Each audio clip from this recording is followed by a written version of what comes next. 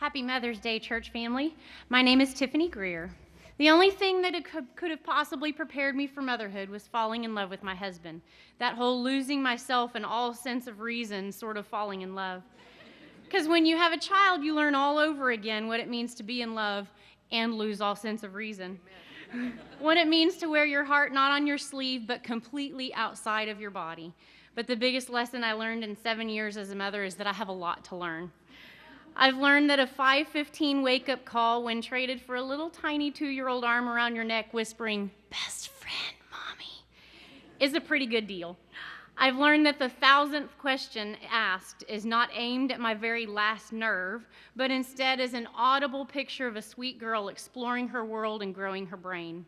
I've learned that an hour of completely undivided attention comes back in giggles tenfold.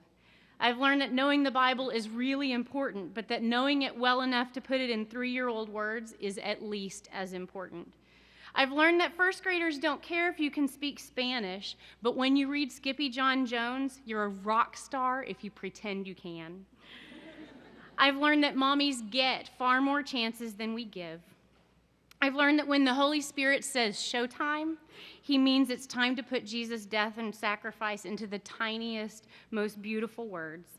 I've learned that a Saturday morning spent in bed with 2 kids can result in scratches, bruises, and an uncountable number of belly laughs. I've learned exactly how many "I'm gonna get your turkey legs" it takes to keep Alexander awake from church to home. But I have to say the biggest lesson I've learned as a mommy, this is my biggest lesson learned, is that God did not design me to be a mommy island. He didn't write this part of my story to be acted out alone.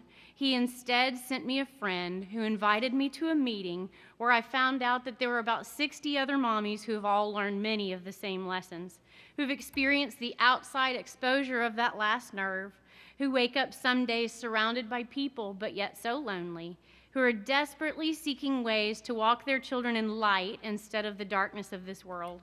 It was at my very first M.O.P.S meeting that I could not have counted how many times I heard, "No way, you too?" This Mothers of Preschoolers meeting was a lifeboat, and it has been for 4 years now.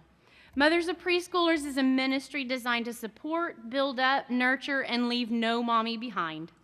It's a gathering of mommies and seasoned vets where we open the Word, eat breakfast while it's still warm, and hold the hands of mommies in the trenches. But most of all, we invite the Holy Spirit to join us and grow us to fit our job description.